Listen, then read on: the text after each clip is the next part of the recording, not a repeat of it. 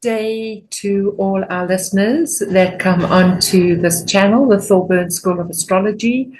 I am Michelle Vincent. I am the principal of the Thorburn School of Astrology, and I'm pretty passionate about wanting to spread astrology and to spread the complete magic of what astrology is about. So, one of the things that I have promised to the viewers of this channel is that we will do a new moon and a full moon update. And I've slacked a little bit on that, but I did do the update for this recent new moon, which happened on the 28th of February, where we've got so many planets in Pisces. I did actually do a recording, but I haven't sent it out. And one of the reasons why I haven't sent it out is because something hadn't come through for me yet. And I've just been waiting for that to come through. And I think it has come through now. So now I'm going to share it with you. So what I want to first start by saying is that everybody's looking at this new moon in Pisces as being, because the new moon is when the sun and the moon are together in a sign. We're going to have a new moon in Pisces once a year in the same way as we have the sun in Pisces once a year and in each of the 12 zodiacs. So it only happens once a year where it is in Pisces, but it just so happens that this new moon has got a conglomeration of so many planets that are in Pisces and the beginning degrees of Aries. So there's a bunching up of the planets. And when something like this happens, it means that a very, very, very strong message is being given to us. So we've spoken a lot about what spiritual pragmatism is. We've spoken a huge amount about how with the Neptune and Saturn being in Pisces, that we've really been asked in 2024 to go back and to reflect on our spiritual practices and makes our spiritual practices part of our daily life. To be very pragmatic within our spirituality, to practice things like meditation, walking in yoga, walking in nature, breath meditations, Tai Chi, anything that has helped you to center yourself, anything that's helped you on a spiritual level to actually bring that in. And guys, we've actually had quite a bit of time to do this because Saturn went into Pisces in March of 2023.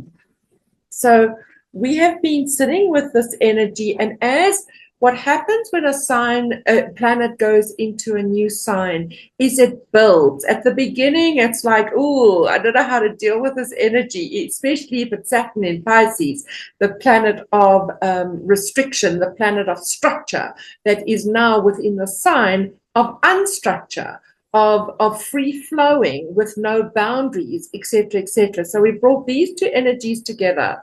And the big message about Saturn in Pisces for me has definitely been about spiritual pragmatism, about making our spiritual practice part of our daily routine. So having said that, again, a lot of the other really expert people out there are saying how much it is important to get your spiritual practice right, to keep your center right. But guys, I'm going to go out on a limb here and I'm going to say that we've actually had quite a lot of time to do this. And now I want to just share the chart of this new moon, which is not going to be the focus of my talk, but I do want to go to it because I think it's really important. And here is the chart of the new moon in Pisces. And we can see here that both the sun and the moon are at 9 degrees 40 minutes of Pisces. Don't worry about the houses. I have, however, set this up for South Africa, with Pretoria being our capital. So I've set it up for our capital, Pretoria. And we actually had the new moon at 2:45 or 2:45 on Friday morning, and it's now Sunday. So what I want to say about this is that I've just mentioned that the new moon is about new beginnings, and it's a new beginning for the next 28 days. So we have 13 cycles with the moon coming in, because usually we will have a new moon that takes place in the same sign twice. But right now, what I'm really interested in is I'm really interested in the Pisces part of this. I'm really interested in the compassion, in the endings, because Pisces is the endings of things. For example, Pisces represents the feet, which is the end of our body. Okay. So I'm really interested in the endings of this, that we've got this new moon together with the sun at 9 degrees 40 minutes of Pisces. So for me, this is telling us that we need to really start putting a full stop on all the things that we needed to have let go. And then, ironically enough, as much as this is the message about endings, I am finding a lot of stuff coming up from my past that is really niggling me. And one of the things that I realized this morning is that it's no longer about me. This new moon is no longer about me forgiving other people for what has happened in my life in the past. The last couple of days, I have felt so strongly that this is about me forgiving myself, for me forgiving myself for things and mistakes that I've made in the past. Yes, we've had this whole lecture about how we need to move on from things and so on and so forth. How we need to forgive others, because by carrying it ourselves, we're the ones carrying the burden. But the question does come up, what happens if the burden is you? I'm prepared to take responsibility. So within this new moon, we see Saturn over here, Saturn in Pisces, at 20 degrees of Pisces.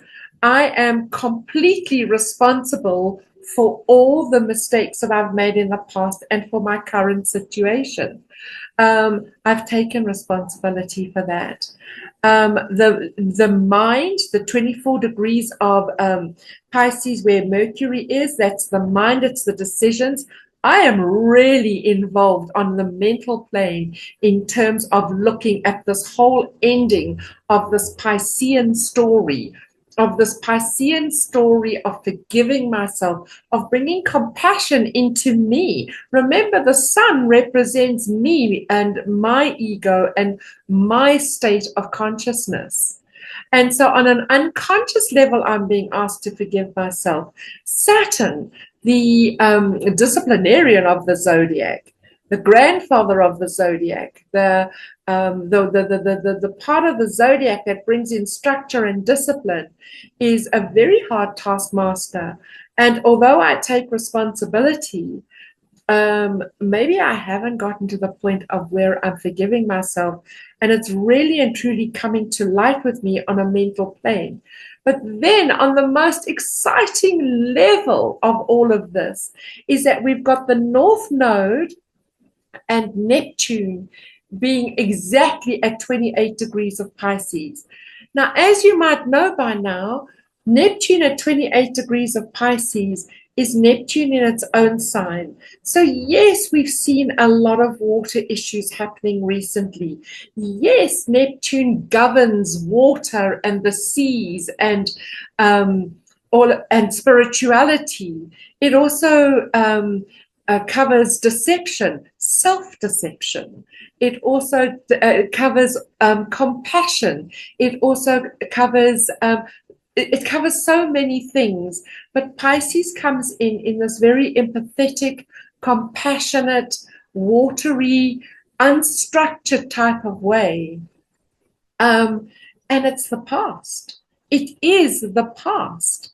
And then when I look at Neptune, it being conjunct to the North Node over here at 28 degrees of Pisces, this is where we're moving to. So I would actually like to think that a lot of this new moon and this energy all this Piscean energy is so much about telling us to actually, now that we've done the inner work on ourselves, where we've found our center, where we've been working on it for the last 12 months in 2024, that we connect to nature, that we connect to ourselves. Now I think we need to actually start looking at forgiving ourselves. And for me, because it's the ending of it, it is so the ending of all of these things. And why am I saying that? I'm saying that because very, very soon, on the 31st of March, we are going to have Neptune moving into Aries. That is going to bring a completely different dynamic. Because, first of all, we have got Neptune, the planet that rules Pisces, the water, the seas, is going into a fire sign. But it's not only going into any fire sign, it's going into the fire sign of new beginnings, of the new year. When the 21st of March is when the sun hits first 0 degrees of Aries, which means that it's the astrological new year, that we're starting this new beginning. And almost 10 days after that, Neptune goes into Aries. Now, number one, Neptune's not going to be comfortable in Aries. But number two is that we're going to see a lot more action taking place, because Aries is action orientated. We've just had Pluto, as recently as November last year, going full time into Aquarius, where it is still sitting at, now it's at 2 degrees 51 minutes. So it's still in the beginning degrees of an air sign. Now, what I find very interesting about Pluto in Aquarius is that Pluto is exalted in Aquarius. In other words, Pluto, the planet of beginnings and endings, the planet of transformation, the planet of death and endings, the planet of secrets being uncovered, is exalted in Aquarius. Aquarius, the new age. Aquarius, the more community living, where we're changing our political and social structures from top down into bottom up, where we're looking at community living. Pluto is exalted. Pluto is also the planet of power, which means that so much power is coming in to us becoming together. Now, if that's what Pluto's doing, and Neptune, the second outer planet, because this all affects us on not only a generational level, but also a global level. It's also affecting us on a global level. So with Neptune moving into a fire sign, and a little later this year, which I'll do a video on, we've got Uranus moving into Gemini. So we've got all these three outer planets, which the traditional astrologers do not look at, being Uranus, Neptune, and Pluto, within a small space of time, are moving from water, earth signs, which are denser, emotional, a little bit stuck energy. Remember, when you mix water with earth, we get mud. So there's been a muddy period that we have all been navigating for the last while. And now all of these are now moving into air and fire signs, which is not only fast moving, but it's very dynamic, and it's demanding action from us. It's demanding action from us. When I look at what the next rest of this year is going to bring us, and I look at this new moon in Pisces, it's time that we forgive ourselves. I think we've done enough forgiving of others. I think we've done enough work. If you have been working at it, I think we've done a lot of work in terms of transcending our past. But now I think it's time that we've got to realize that we are at the end of something in our own lives, whether it's ourselves, whether we're transforming ourselves, whether we're transforming relationships, whether we're transforming our job, whether we're transforming our attitudes towards money, whether we're transforming, whatever it is that we're transforming right now, we need to get past anything that holds us back. And part of a lack of self-forgiveness will hold us back, will hold us in a space of, if it's not guilt, it's going to be anger and frustration and annoyance towards self. And those are certainly not the qualities that we need to be bringing into our future. So just to get back to this new moon, I would like to say that we have got the opportunity right now for the next 28 days, because that's what the new moon is symbolizing to us. It's symbolizing the ending of our old life, where we need to show empathy towards ourselves, where we need to show compassion towards ourselves, where we need to bring in self-forgiveness.